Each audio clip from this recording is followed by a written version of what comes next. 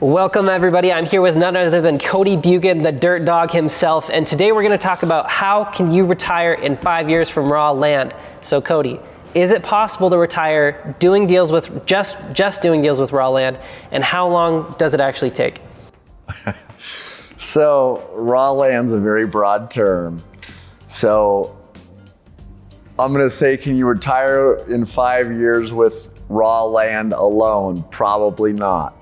But can you retire with raw land that has development potential and you learn how to go get that land entitled for development? Of course, right? I mean, of course, you find the right deals. But you know what, let me add to that. The word retirement, I mean, could you retire in 5 years? Like, what's hard is I don't really know what that means, right? Because what you think you need to retire versus what I think I need to retire. And by the way, I don't even believe in the word retirement. I will never retire. But it all depends on what your definition of what you need is to retire. If you say, hey, Cody, well, I need to be a billionaire in order to retire, I'm not going to sit here and tell you could do it in 5 years. You probably couldn't. But if you said, Cody, hey, I need to be a millionaire to retire, I would say no questions asked. That I can't guarantee it because I'll get in trouble with legal counsel. But if you follow my model and get educated by my VestRight, my education company, and you put in the reps, I don't see any reason at all why that couldn't happen. What are some of the key factors that make raw land an attractive opportunity for someone looking to retire quickly? Well, I mean, here's the reality is that there's a lot of different business models out there, right? We all know, and we know I have many buddies that are wholesalers, right? I mean, there's wholesalers on every street corner, right? Teaching wholesaling, doing wholesaling, and you just have to do so many deals. It's like a hamster wheel. It's like chasing your tail to make any substantial amount of money.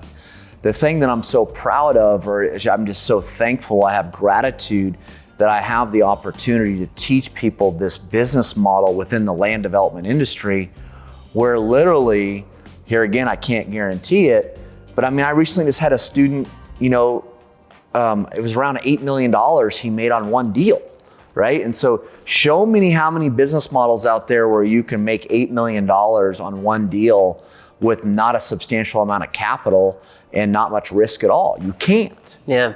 And the crazy thing, I mean, 8 million is a significant amount, and that's not for a single deal, but it's not uncommon to make 200, 300, 400. Those are everyday deals. Yeah. Right? Yeah. I mean, for my company, we really won't even look at on a deal unless we can make at least 7 figures entitling it. Yeah. Right? We'll pass. And so, yeah, I mean, and I can't guarantee these. That $8 million was a huge hit for that guy, but we have numerous students that are just having huge hits, in the mid 6 figures, 7 figures, whatever. So, I mean, the reality at the end of the day is there's a lot of beautiful business models out there. And I don't mean to ramble on, but I pride myself on saying our business model is not a get-rich-quick scheme. Yeah. Okay.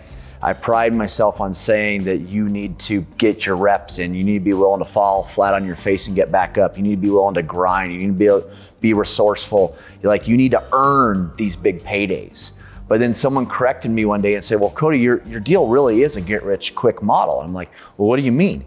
He's like, Cody, I don't know of another business model out there where with limited resources and limited risk, you can make the type of money your business model does. I really don't know of any. And it kind of made me tweak my thinking that it really is a beautiful model that people have the opportunity to get rich quick. Yeah.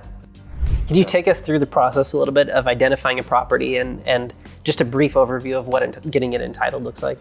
Yeah, I mean, one is I'll just say we specialize in off-market prospecting. So we don't sit around waiting for a broker to bring us a deal or for a property to get listed in the MLS.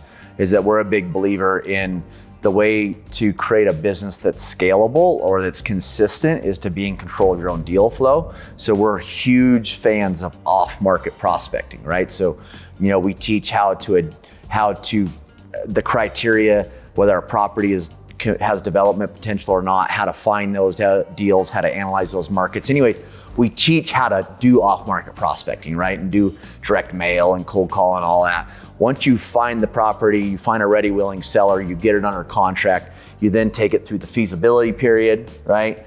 and then, which let's just call it 90 to 120 days. And then if that goes well, then you take it through the land use approval or the preliminary plat approval, however you want to refer to it in our space. But that process is, let's just say, is 90 to 180 days. And then a lot of times, quite frankly, people are exiting at that point. Once they have preliminary plat approval, the next stage to entitlements would be the CD approval or the construction drawing approval or the civil engineering approval, whatever you want to call it, getting the actual construction plans approved.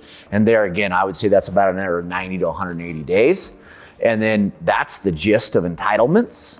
And so if you are going to run that entitlement process, you're exiting the deal at one of those 2 points. And at that point, you're out of it, and whoever's going to go actually do the construction takes it from there. That's awesome. So you don't have to know anything about construction, but what you do have to do is find a good civil engineer, and then you can exit at any point in reality. So it's very flexible. Yeah, I would say you need to know something about construction, but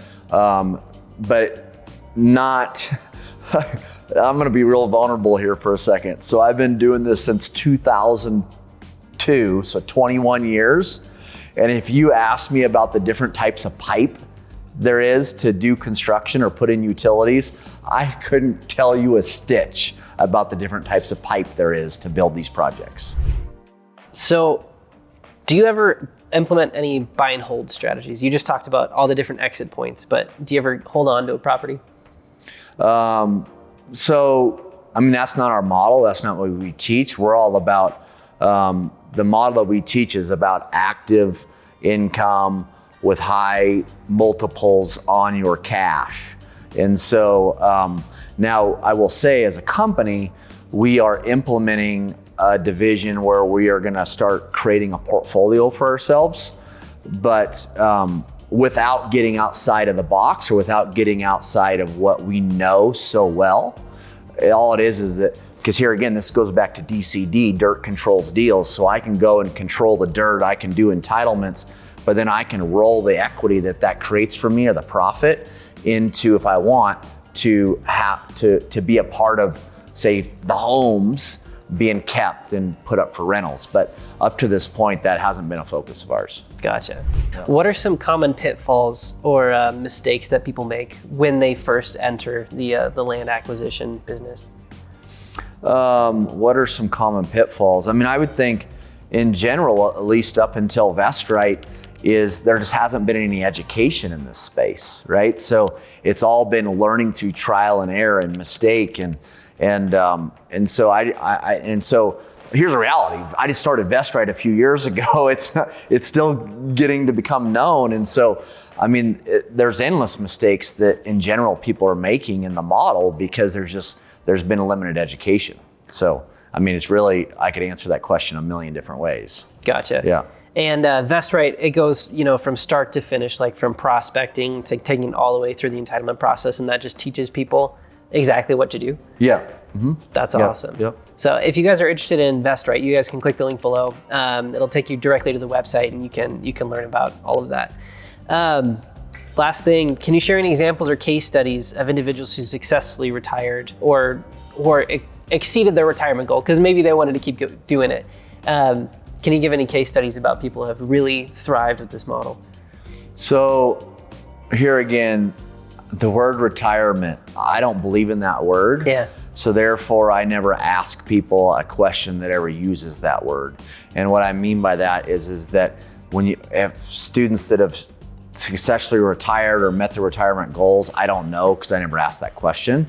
But I can tell you that we have numerous students that today have much more money than they ever thought they would have in their lifetime. I think that's the best way for me to answer that question. That's awesome. Yeah. Again, if you guys are interested in learning more about Vestrite, you can click that link below, and we will see you on the next one.